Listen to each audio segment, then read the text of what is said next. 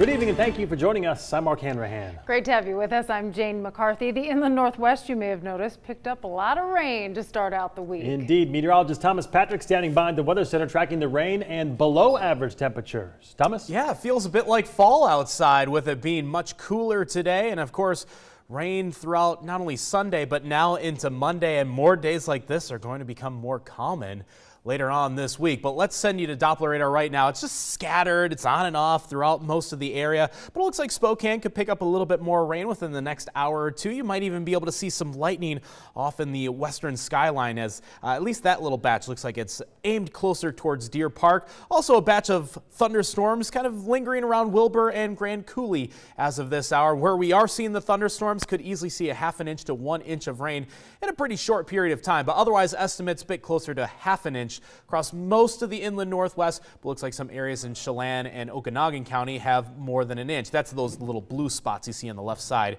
of the screen. As for tomorrow, another likely chance for rain and perhaps thunderstorms across the mountains, with a smaller chance for Spokane and the Columbia Basin. But these cooler days with highs only in the 60s are going to become a lot more common. So we'll break down that in your 7-day forecast in just a few. Sounds good, Thomas. Thank you very much. An Idaho man is recovering after crashing an e-scooter. Jacob Holbrook was riding through downtown Boise with his girlfriend when he was almost hit by a car. Holbrook's girlfriend says he tried to avoid the car but ended up crashing into a curb and flew off the scooter. The man was taken to a hospital in Salt Lake City. Doctors say he fractured his jaw on both sides. Now his mouth is wired shut. He'll be on a liquid diet for the next 6 weeks. Watching someone that you usually can communicate with and not being able to, fully communicate with is hard. It's going to be a long road ahead. I mean, thankfully we have a lot of family and friends to support us. Well, the man's girlfriend admits they were not wearing helmets, and he says the outcome could have been a lot different if they were.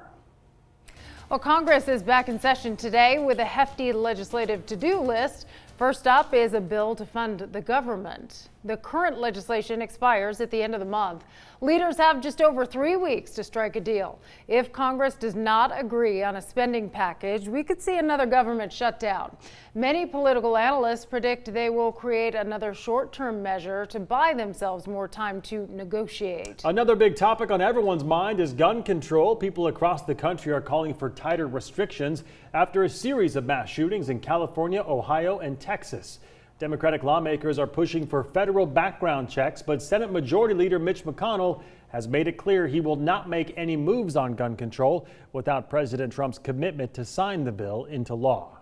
We are talking about a lot of different things, but at the same time, we have to protect our Second Amendment very strongly.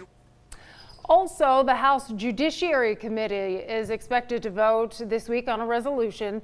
Now, it would give the committee more tools to investigate the president.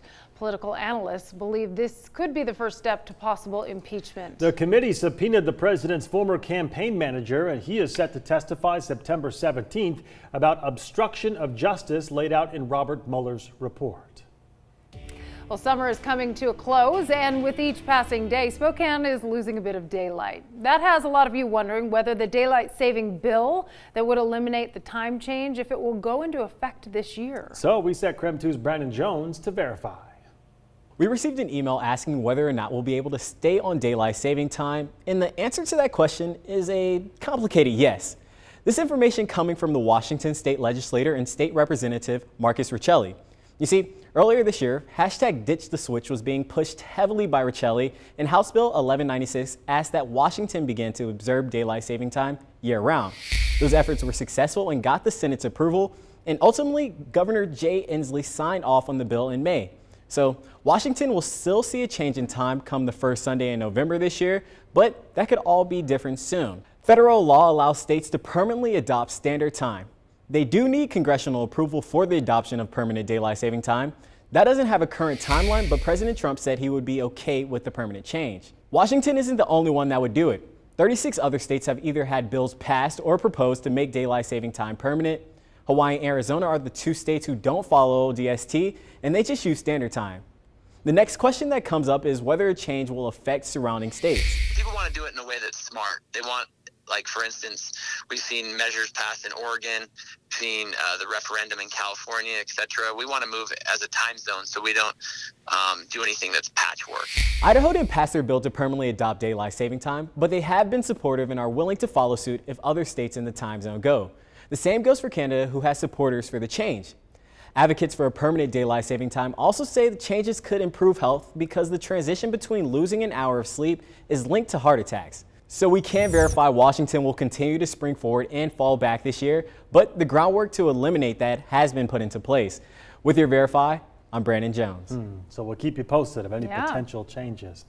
All right, if you were to check your bank account right now and saw an extra $100,000 in your account, what would you do? One couple in Pennsylvania spent it without calling the bank first, and now they are facing felony charges. Right, because a few weeks ago, a bank teller at BB&T accidentally deposited $120,000 into the couple's account. So, yeah, they went on a spending spree. In just 3 weeks, they bought an SUV, 2 ATVs, an RV, and a car trailer, and then they also paid off all their bills. They also gave $15,000 to friends. It wasn't until all the money was spent when the bank teller noticed their mistake. They transferred the money into the right account and charged the couple $107,000 in overdraft fees. The couple was arrested for theft, but the two say they want to work out a payment plan with the bank. So what would you do if you found all that money in your bank account? I've actually had that happen.